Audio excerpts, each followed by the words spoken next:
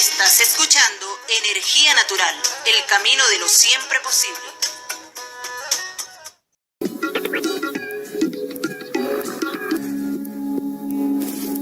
Saludos, bienvenidas, bienvenidos a tu programa Energía Natural, el camino de lo siempre posible.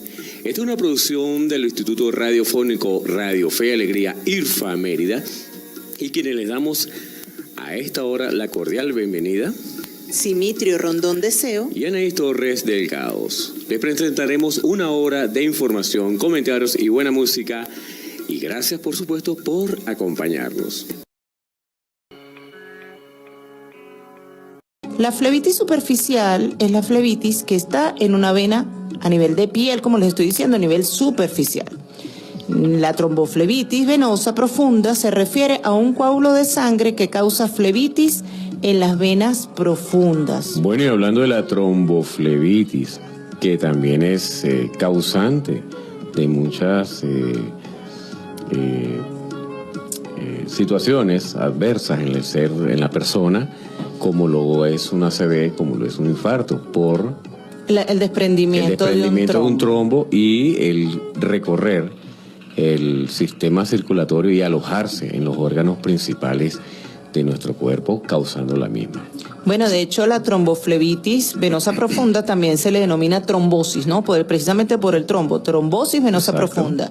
Y la presencia de una flebitis superficial no necesariamente nos sugiere que haya una trombosis venosa profunda subyacente, ¿no? Implica que al presentarse una tenga que haber la otra. Claro.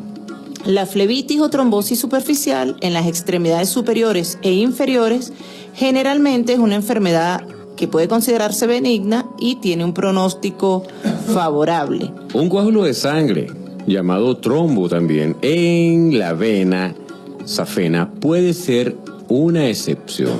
¿Y por qué? Porque esta vena recorre la parte interior de las piernas. La flebitis en la vena safena a veces puede estar asociada con una tromboflebitis venosa profunda subyacente. Por otro lado, la tromboflebitis, venosa profunda de extremidades superiores e inferiores puede ser un problema más grave, ya que puede llevar a un coágulo de sangre que esté viajando por los vasos sanguíneos de los pulmones hasta los mismos, lo que puede llevar a una embolia pulmonar. Y esa embolia pulmonar puede dañar el tejido pulmonar.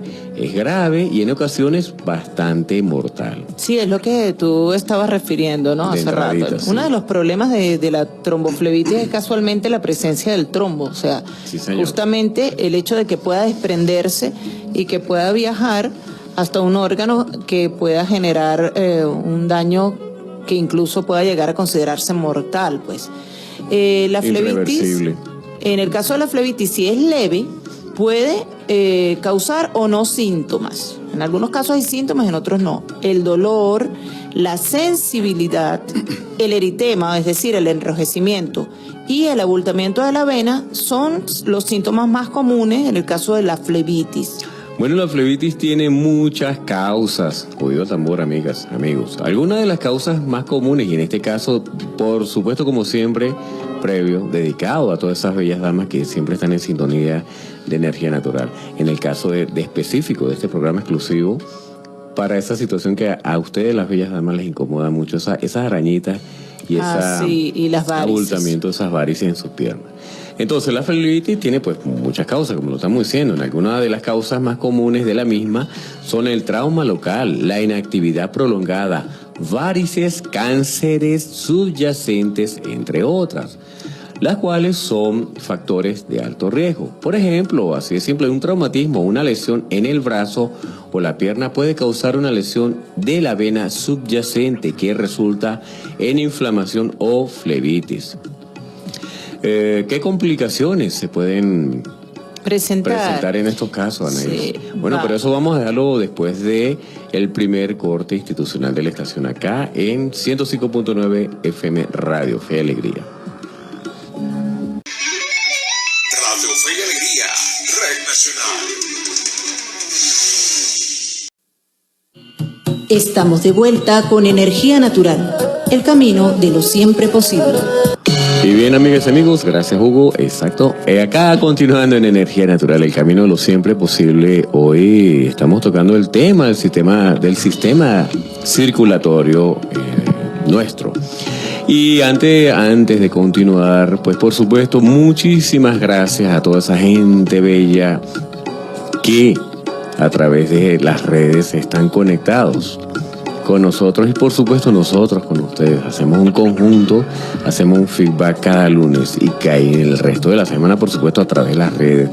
Salutaciones, por supuesto, a esa gente bella de Melbourne, Victoria, allá en Australia, a nuestras amigas allá en Sevilla, España, en Granada, España, Mallorca, España también, a nuestros amigos en México, nuestras amigas en México que también están en sintonía de Energía Natural, a esa gente bella de Colombia, Bogotá también está conectada, y por supuesto sin dejar pasar por alto esa hermosa gente del sur como lo es la de Uruguay, Piriápolis, Florida, Montevideo, Argentina, varias ciudades también están en sintonía ya del programa, y a la bella gente de acá de Venezuela, por supuesto.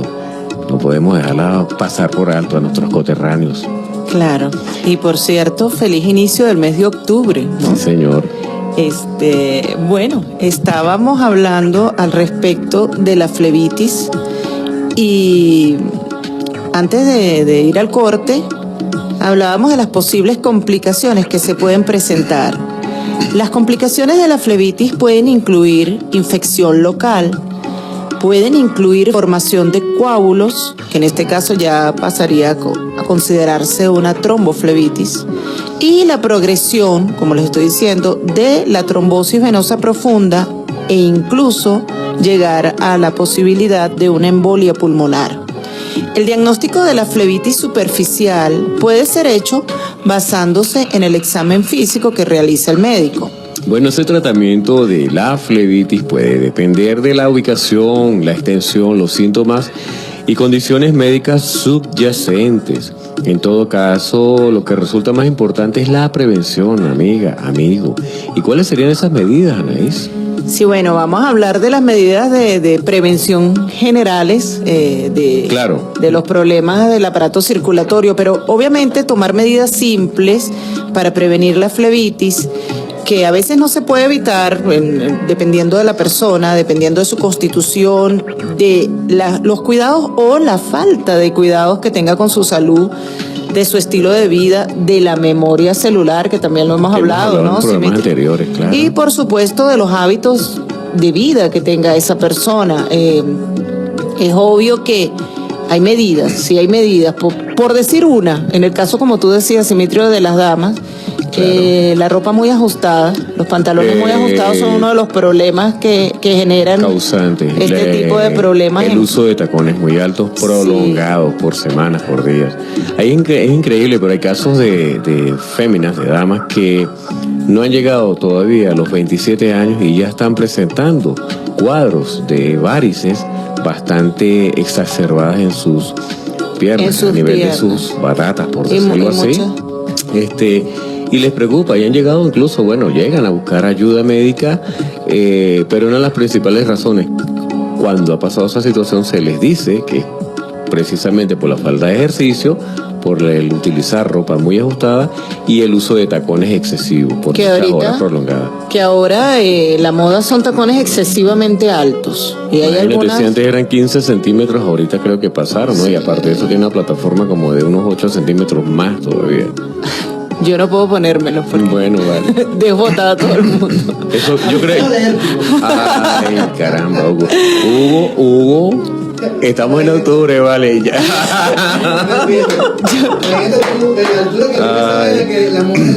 Claro, vale. Claro, sí. Mira qué loco, tranquilo. Que hay damas a las que le da vértigo de lo alto que son.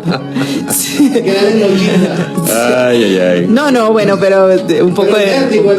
Es cierto, sí, vale. no, es cierto que realmente la moda pues muchas veces va en contra de nuestra salud. Eso es así. Yo siempre hago, por eso hincapié en la inteligencia. Se supone que somos seres inteligentes, debemos pensar muy bien las cosas, lo que nos hace bien y lo que nos hace mal. Bueno, volviendo a las patologías comunes en el sistema circulatorio, vamos a hablarles de otra que es bastante común, que va de la mano. Que sí, bueno, a veces ocurre. Van de la mano porque pues, compromete al sistema respiratorio y compromete a nuestro gran emperador, como lo es el corazón. En este caso hablamos de la arritmia cardíaca y se le llama así, arritmia cardíaca, a cualquier alteración del ritmo cardíaco que se pueda producir, ya sea por un cambio de sus características o por ritmos distintos del ritmo sinusal normal. Es decir, el ritmo sinusal normal es el latido normal que tiene el corazón, tal y como se puede medir en un electrocardiograma, o también se le llama arritmia cardíaca a algunas variaciones inadecuadas de la frecuencia cardíaca. Bueno, esas condiciones normales del latido de nuestro gran emperador, como lo es el corazón, no es percibido. En algunas arritmias ventriculares causan poco o ningún síntoma diagnóstico y tienen un efecto mínimo en la eficacia del bombeo del corazón, especialmente cuando duran un poco de tiempo. De hecho, pues muchos adultos sanos sufrirán de arritmias cortas de vez en cuando. Algo así como que cuando te dan una mala noticia, cuando ves algo, cuando sucede algo externo, a veces suele pasar esa exacerbada, esa aceleración de la arritmia cardíaca y vuelve otra vez a sus condiciones normales. Pero sin embargo, las arritmias duran pocos o varios minutos.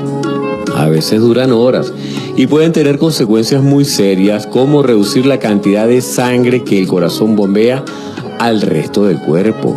Las causas de la aparición de la arritmia son principalmente 3. Sí, el impulso eléctrico no se genera de la manera adecuada. Esta es una de las causas. Otra es que el impulso eléctrico surge en un sitio erróneo. Bueno, eso no es que como que esté botando la corriente, ¿no? Y otra, que los caminos para la conducción eléctrica están alterados. Las manifestaciones clínicas van a depender del tipo de arritmia y pueden ser muy variables, yendo desde arritmias con ningún síntoma, como lo estabas diciendo, Simitrio, hasta arritmias que provocan repercusiones muy importantes. Bueno, tenemos varios tipos de arritmias, entre ellas ahí la bradicardia sinusal. Sí, esta es una situación en la que los latidos del corazón se originan y se transmiten de forma normal, pero la frecuencia cardíaca es más baja de lo normal. La bradicardia sinusal puede darse en diferentes situaciones. Puede ser totalmente normal y fisiológica, como en el caso de los deportistas, o puede ser debida a ciertos medicamentos, a la afectación del propio nodo sinusal. El nodo sinusal es un haz de tejido nervioso del corazón donde se genera el impulso eléctrico que da origen al latido del corazón. En este caso, motivo por el cual se le conoce como el marcapasos del corazón, al nodo sinusal. Bueno, puede hallarse en contexto de una afectación que se conoce con el nombre de síndrome de bradicardia taquicardia, en la que los pacientes alternan episodios de bradicardia importante con episodios de taquicardia, habitualmente fibrilación auricular. Bueno, la bradicardia sinusal aislada puede ser una situación fisiológica y no necesita tratamiento, ¿oído? Y también pueden estar provocadas por fármacos. Y si tienen que valorar la posibilidad de retirarlos, pues sería interesante. Y si es, por supuesto, severa y sintomática, el tratamiento es la implantación, por supuesto, ya de los marcapasos. Fíjate que hablas que hay alguna que se refiere a los fármacos, ¿no? Sí, es importante que recuerden el pensamiento con el que empezamos el programa. Sí, señor. Bueno, amigas y amigos, vamos con un momento y con un tema musical bastante bueno y con el noticiero de la estación, y ya volvemos con más de Energía Natural, el camino a lo siempre posible. Radio Fe y Alegría, Red Nacional. Estamos de vuelta con Energía Natural, el camino de lo siempre posible.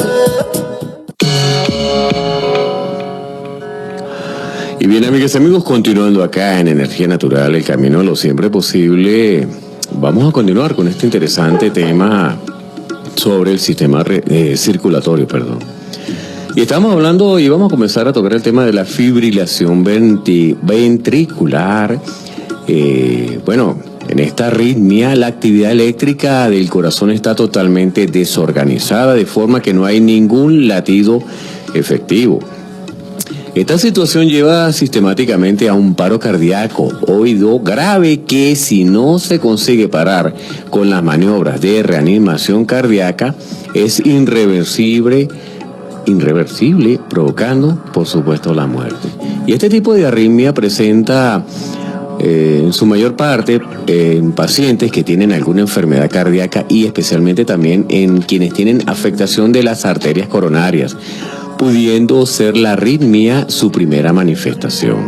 Fíjate que, haciendo un paréntesis, Simitrio, es interesante cuando hay un paciente que tiene padecimientos cardíacos que la familia se instruya en lo que son las maniobras de reanimación cardiovascular. Sí. Sí, porque cuando hayan situaciones no esperadas, pues reacciones de una manera coherente y efectiva y organizada. Sí.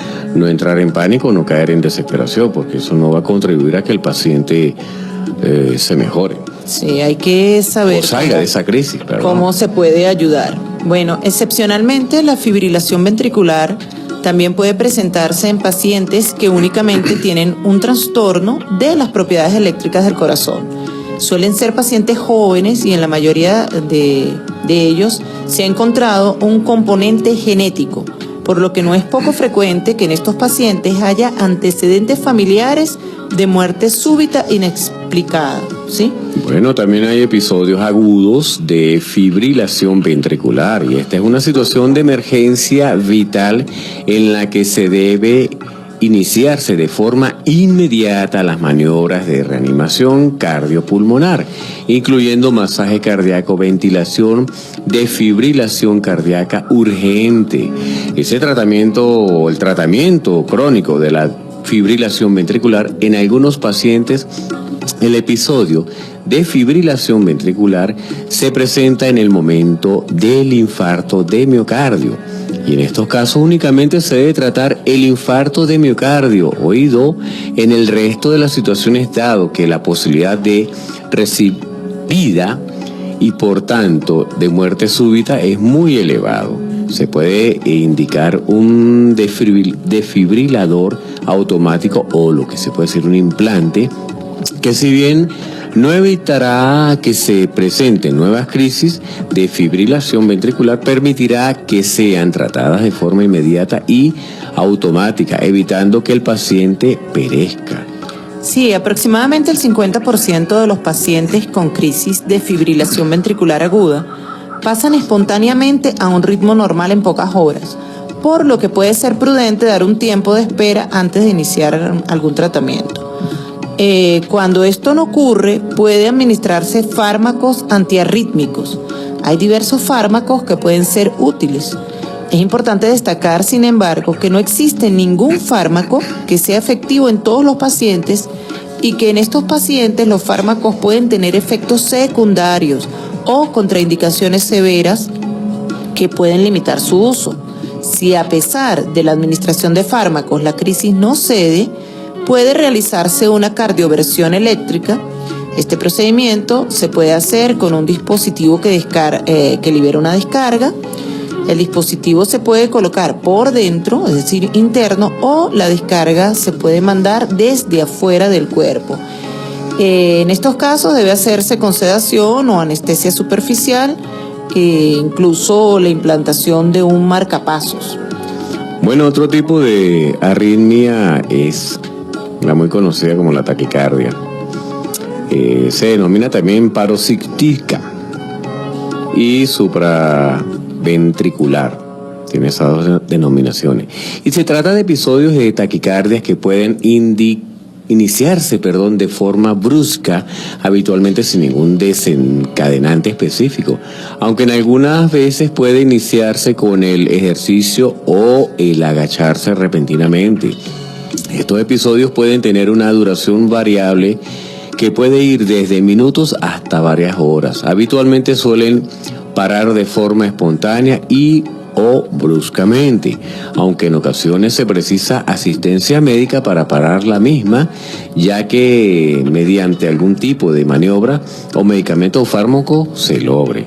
Estos síntomas son palpitaciones rápidas y regulares, aunque en ocasiones pueden existir síncope, dolor en el pecho o otras molestias. Existe, por supuesto, un tipo específico de taquicardia en el que los pacientes refieren la sensación de palpitaciones localizadas en el cuello, incluso en los dedos de sus manos. Sí, no es poco frecuente que el paciente haya sido diagnosticado con crisis nerviosas. Este es uno de los motivos de la taquicardia. Pues estas taquicardias se pueden presentar a cualquier edad de la vida y pueden hallarse desde recién nacidos hasta personas de edad avanzada. No suele asociarse a ningún otro trastorno o anomalía cardíaca. La mayoría de las crisis agudas de taquicardia ceden de forma espontánea tras varios minutos. En caso de que persista, debe plantearse algún tipo de tratamiento. La primera medida que debe ensayarse para cortar una crisis son las llamadas maniobras vagales. Estas maniobras vagales pueden consistir desde el masaje carotidio, la maniobra de Valsalva, que consiste en un intento de exhalar el aire con la glotis cerrada, con la boca y la nariz cerradas, también la inducción del vómito y la colocación de hielo en la cara. Estas son las llamadas maniobras basales, ¿no? Si a pesar de ello la taquicardia no cede, debe administrarse tratamiento antiarrítmico endovenoso.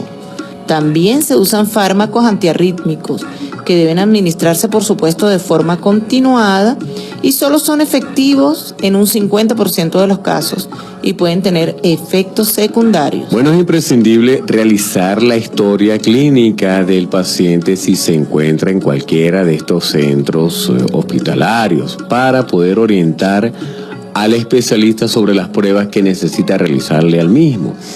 Si la exploración física se realiza durante el episodio de la arritmia, debe constatarte no solo la frecuencia del pulso cardíaco, sino también si este es regular o no, así como valorar si es posible la presión arterial y otras repercusiones de arritmia, como sudoración, palidez, ahogo, etc. Ese diagnóstico definitivo de las arritmias se realiza bastante mediante el electrocardiograma y sin embargo esta prueba de referencia tiene desventajas de lo que solo recoge la actividad eléctrica cardíaca en el momento en el que se está produciendo la arritmia. Por otro motivo, es cuando el paciente tenga síntomas sugestivos de una arritmia, debe acudir lo más rápidamente posible al médico, al especialista, para que le realicen una prueba. Sí, esta es una de las, digamos, de los efectos de esta prueba, pues. Claro. Si la persona no se le realiza el electrocardiograma en el momento en que está presentando la arritmia, si no lo hay, pues claro, tiene que... no vas a poder detectarla, pues. O sea, ha pasado la arritmia, no se sabe, pues. Sin embargo, bueno, en la mayoría de las ocasiones, cuando se registra el electrocardiograma, como les estoy diciendo, pues el paciente no la está presentando la arritmia. En ese caso,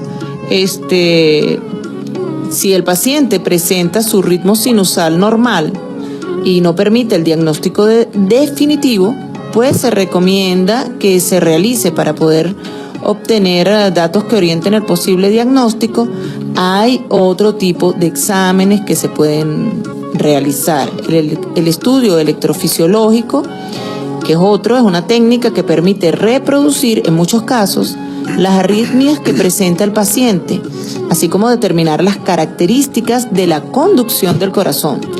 Para su realización se debe puncionar la vena femoral a nivel de la ingle, por supuesto con el uso de anestesia local, y a través de ella y de la vena cava inferior se introducen unos filamentos conocidos como electrocatéter, que llega hasta el corazón y que permite medir los parámetros que interesan. También permite estimular el corazón para valorar la posible provocación de taquicardias. Bueno, ese electrocatéter es muy usado desde hace mucho tiempo en muchos pacientes, incluso han arrojado también situaciones emergentes en el momento de la introducción de ese mismo por la vena cava. Yo quiero insistir en algo, Simitrio, Dime. porque es nuestro objetivo en este programa, pues obviamente informarles sobre la salud, sobre cómo cuidarnos, sobre las distintas patologías y las distintas posibilidades de curación, de diagnóstico, bueno, todo lo que está referido a la salud. Pero es muy importante siempre no tomar a la ligera las patologías que se presentan, sobre todo cuando se trata de este tipo de patologías del sistema circulatorio, porque bueno, es tan importante y está ahí el gran emperador, como lo decimos nosotros, el corazón. Y bueno, ahí toda esta gran gama de posibilidades de diagnóstico, como lo estamos diciendo, el cateterismo cardíaco, el electrocardiograma y el que les vamos a hablar ahora, que es el registro de electrocardiograma llamado Holter, ¿sí? Pero es importante que usted vea todas las posibilidades que tiene, porque una de las cosas que a nosotros nos gusta muchísimo y nos atrae tanto de la medicina tradicional china es cómo muchas veces sin necesidad de ser tan invasivo se tratan cualquier cantidad de patologías. Simple tratamiento, muy sencillo. Yo lo llamo simple, rápido y efectivo. Efectivo, porque es muy efectivo. Y el tiempo de respuesta es bastante rápido, más que demostrado. Son más de 4.000, 5.000 años de pruebas contundentes de la efectividad de la medicina tradicional china. Bueno, amigas y amigos, vamos con un momento más de mensajes de la estación y ya volvemos con el último bloque de energía natural por el día de hoy. Radio Fe y Alegría, Red Nacional. Estamos de vuelta con Energía Natural, el camino de lo siempre posible. Bueno, amigas y amigos, continuando ya con este último bloque de energía natural, el camino de lo siempre posible, continuamos con el tema bastante interesante sobre la arritmia cardíaca y esa miradita. Bueno, estábamos hablando de la forma de diagnosticar esas arritmias, ¿no? Y las posibilidades que se tienen. Una de ellas es el registro electrocardiograma ambulatorio de 24 horas llamado Holter. Y con este nombre pues se conoce a la técnica mediante la cual al paciente se le colocan unos electrodos de electrocardiograma que se conectan a una grabadora y registra durante 24 horas toda la actividad del corazón mientras el paciente realiza su actividad habitual. Bueno, si puede o si durante todo este tiempo el paciente lleva el registro colocado, aparece alguna arritmia, alguna lectura no convencional, esta quedará registrada y se podrá ver. Las ventajas, por supuesto, de esta técnica son que se amplía el tiempo de registro, o sea, hay más tiempo para la lectura del mismo, de ese electrocardiograma, y aumenta la posibilidad de grabar esa arritmia. Y sin embargo, en la mayoría de las ocasiones, o sea, 24 horas, es un tiempo relativamente limitado y excepto en situaciones de arritmia muy frecuentes, solo suelen, no se suele, pues por supuesto, registrar ninguna porque hay esa variación. Sí, bueno, ¿cuáles son los principales síntomas de que existe una arritmia? Una de ellas son las palpitaciones. En condiciones normales, el latido del corazón no se percibe. La percepción de que el corazón late se conoce con el nombre de palpitaciones. Las palpitaciones no siempre indican una situación patológica ni significan que haya taquicardia. Pero bueno, es importante tomarlo en consideración. Claro. Otra patología. Síncope, ¿no? Sería el síncope, que se conoce con el nombre de síncope, de la pérdida relativamente brusca de la conciencia del paciente, o sea que queda inconsciente. Se caracteriza porque recupera espontáneamente en un corto periodo de tiempo su conciencia. Gracias, Anaís. Y las causas del síncope pueden ser varias. En algunos síncopes pueden ser debido a arritmias, tanto bradicardias como taquicardias. Por ejemplo, el paro cardíaco. El paro cardíaco es otra de las posibilidades cuando hay arritmia. Es una situación que conlleva una pérdida de conciencia grave sin que el paciente se recupere de forma espontánea, como en el caso del síncope. Claro. lo que diferencia este cuadro obviamente del otro, y esta situación debe realizarse maniobras de reanimación cardíaca, o de lo contrario el paciente puede fallecer en pocos minutos. Por eso es que insistimos en que esto es algo que hay que conocerlo, pues. Esta situación puede ser debida a diversas causas que no siempre son cardíacas, pero las arritmias graves suelen ser la causa más frecuente del paro cardíaco. Bueno, la arteriosclerosis también forma parte de todo este conglomerado de patologías secundarias, por decirlo así, que afectan al sistema circulatorio en general. Y esta es una causa de estrechamiento, ¿sí?, de las arterias. O sea, se obstruye el paso del fluido sanguíneo por las mismas. Y puede progresar hasta la oclusión del vaso, impidiendo el flujo de sangre, como lo estoy mencionando, en esa arteria que esté afectada. Suele esperar o empezar después de los 20 años, o sea, a muy temprana edad, y crece poco a poco a lo largo de la vida. Yo quiero aclarar algo con esto, ¿no? Porque hay muchas personas que presentan esta patología, ¿no? La arteriosclerosis, pero es debido también, y ha influido bastante el hábito alimenticio de la misma. Una persona que esté consumiendo grasas, esté consumiendo carne por bastante tiempo prolongado, tenga una vida muy desordenada en la parte alimenticia, es muy viable que presente este tipo de patología. Fíjate que esta patología la caracteriza precisamente el desarrollo de múltiples lesiones focales llamadas placas de ateroma, ¿no? También. En la pared de la aorta y de las arterias de medio y gran calibre. Y estas placas tienen un núcleo central blando que está formado por lípidos, por colesterol y cubierto por una placa fibrosa. Y normalmente ocupan una parte de la circunferencia de la pared arterial en forma de parches. Lo que tú estás diciendo es interesantísimo porque, por ejemplo, aquí en Venezuela, que conocemos el tema de las colas para conseguir los alimentos, la gente se mata por conseguir la famosa mal llamada mantequilla. La margarina. Sí, la margarina. Tan simple como eso. Entonces es una de las causantes de estos ateromas, ¿no? ¿Sí? Con el tiempo estas placas pueden llegar a calcificarse. Se pueden ver incluso en la tomografía axial computarizada como calcio. Las placas pueden romperse o pueden ulcerar. Y en estos casos se ponen en contacto el contenido de esa placa con la sangre y puede formar un trombo o coágulo de sangre que sí ocupe todo el interior de la arteria, bloquee totalmente el riesgo sanguíneo de la zona del corazón de que esté dependiendo de esa arteria. Entonces, para que se inicie la formación de una placa de ateroma, es preciso que dentro de la pared arterial penetren sustancias y células que están en la sangre. Bueno, en condiciones normales también eso no sucedería, pero bueno, porque la sangre pues está separada de la pared arterial y por una barrera que es el endotelio. Actualmente se sabe de diversos factores que pueden dañar de tal modo que el endotelio que deja de actuar como una barrera.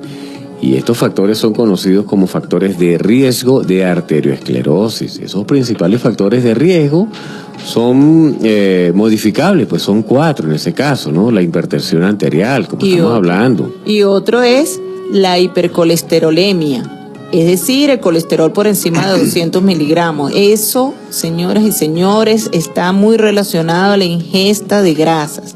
La hipertriglicidemia también, triglicéridos altos, superiores a 150. Por supuesto, el que siempre hablamos aquí, Simitrio. Sí, señor. El tabaquismo. También influye. Y el caso de la diabetes. Esos factores de riesgo son modificables. Existen también factores de riesgo por edad avanzada, la herencia, obviamente, el sexo, porque aunque tanto en hombres como en mujeres se sufre de esta enfermedad, los hombres tienden a sufrirla 10 años antes que las mujeres. Sí. Obviamente, pues hay muchos síntomas de esta enfermedad, ¿sí? Bueno, los cuadros clínicos que se han hecho, los que han salido ya a la palestra, pueden presentar personas con arteriosclerosis complicada. Dependen del órgano que esté irrigado con o por esas arterias, que esté comprometido, ¿no? Por lo general, pues, todos los órganos extraños están comprometidos con el sistema circulatorio central, ¿no? Esta obstrucción pues afecta a las arterias cerebrales, y pueden aparecer desde los ataques de isquemia cerebral transitoria hasta un accidente cerebrovascular, un ACV agudo o ictus, con secuelas más o menos permanentes. Y esa obstrucción afecta a las arterias renales también y puede facilitarse el desarrollo de insuficiencia renal o aparecer hipertensión arterial, que en este caso sería secundaria a la insuficiencia renal. O sea, fíjense todas las complicaciones y el colapso que se genera por simplemente por esas placas de ateromas que están alojadas ahí en las arterias del individuo. Y fíjate que la presencia de lesiones arterioscleróticas complicadas en la aorta puede favorecer el desarrollo de aneurismas que pueden dar o no síntomas y pueden producir muerte súbita al romperse el aneurisma, que es una parte en la que la vena pues se ensancha como un globo por causa de esas mismas ateromas.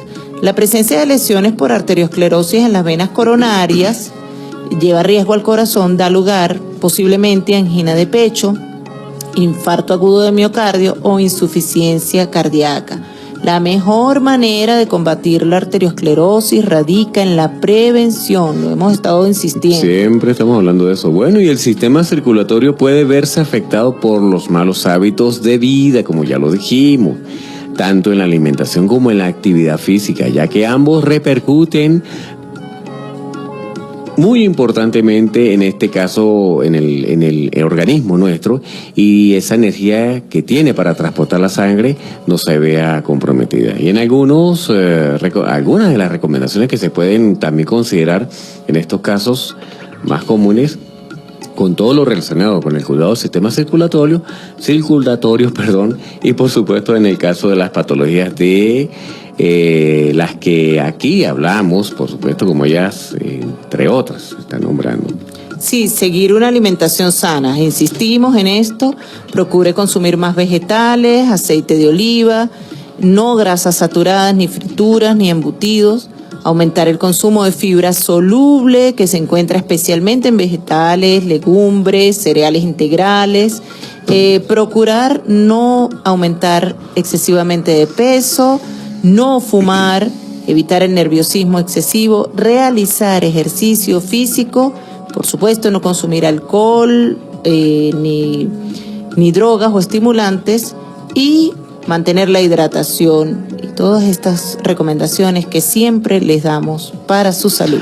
Bueno, amigas y amigos, así es simple. Toda esta información usted puede volverla a escuchar esta noche a las 9 de la noche, horas locales de acá, Venezuela, y también a través de las redes. En el transcurso de la semana este programa ya saldrá a través de YouTube y a través de la página, el Blogspot Energía Natural, el camino de lo siempre posible. Por supuesto, también quienes tengan más interés en la misma, está a disposición el teléfono 0416-470-7810 para consultas privadas. Y por supuesto, pues agradecidos nosotros con ustedes y esperando volvernos a escuchar y a leernos, por así decirlo, a través de las redes la próxima semana, el próximo lunes, un próximo programa de Energía Natural. Que tengan una feliz semana y por supuesto, como siempre, cuídense. Bueno, por supuesto llegamos gracias a la dirección general del licenciado Manuel Montilla, en la dirección de los controles el maestro artesano Hugo Bautista, desde España, Dorian Jordan, Nayibe Torres Delgado, Anaís Torres y Simitrio Rondón de Cero. Así de simple, amigas y amigos, todo buen comienzo, todo buen final. Será hasta la próxima semana. Dios les bendiga.